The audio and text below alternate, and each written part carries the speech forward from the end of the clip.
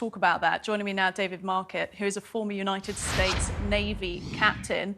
And I assume, David, that you were very much listening to that press conference delivered by the US Navy in our evening our time, afternoon your time. But actually, it was an incredibly polished bit of communications, actually, the way they gave us the information that they have so far. But of course, there's still so much left to find out. In terms of the information that we do have about what happened to this vessel, were you surprised? No, not really. I think this was the most likely scenario. I think what they were saying was that this implosion happened as the vessel was on its initial descent, an hour and 45 minutes into their journey to the Titanic. They hadn't quite reached it yet. They were still a little bit above it and off the bow of the Titanic when something catastrophic happened to the submarine. When they say catastrophic implosion, it is an instantaneous destruction of the vessel and instantaneous death for everyone on board. Probably they didn't even perceive that they were in danger, and then they were gone. And then the pieces end up on the seabed. It's that, for some people I've heard sort of saying this evening, you know, we're clutching at straws here to try and find an outcome that is not as horrifying as we all hoped. And the instantaneous nature of it, some people say, that somehow provides some relief in knowing that. Let's talk a bit about the role of the US Navy in all of this, but I think quite interesting on this as well, something they pointed out in that press conference, is there's a few jurisdictions involved in this. There's people from Britain, there's people based in Dubai on the ship as well. That was Hamish Harding. The gentlemen who are British citizens were originally from Pakistan, Shahzada Dawood and Suleiman Dawood as well.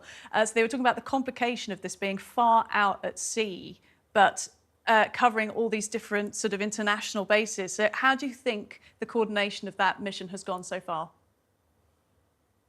Yeah, it seems pretty heroic to me. It's complicated just because of the physics and the nature of the thing. It's a 2-hour airplane flight from Boston and an hour airplane flight from St. John, Newfoundland.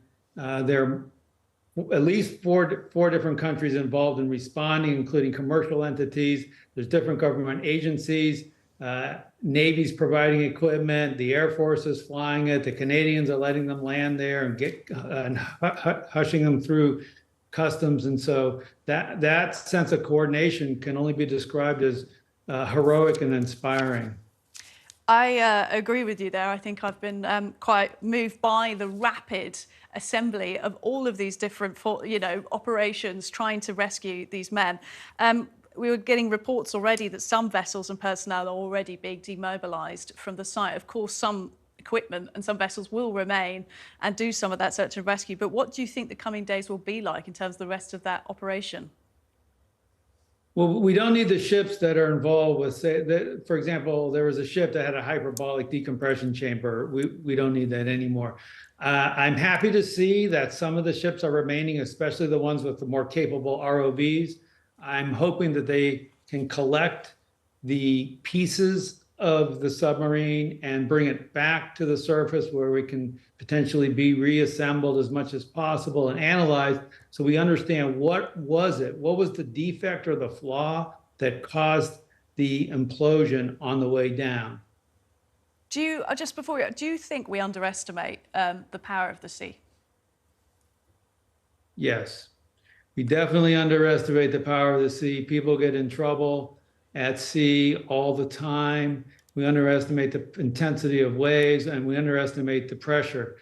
For example, people were asking about recovery of the bodies. There's no bodies. I hate to say it, but there's no bodies to recover. This implosion is so rapid. It compresses, the air in your lungs is instantaneously compressed to something about this size. And then if there was anything left, it's been down there for a week. So I would be really, really surprised to see any bodies. We just don't, on our normal lives, we don't experience the kind of forces that we are subjected to at these depths in the ocean.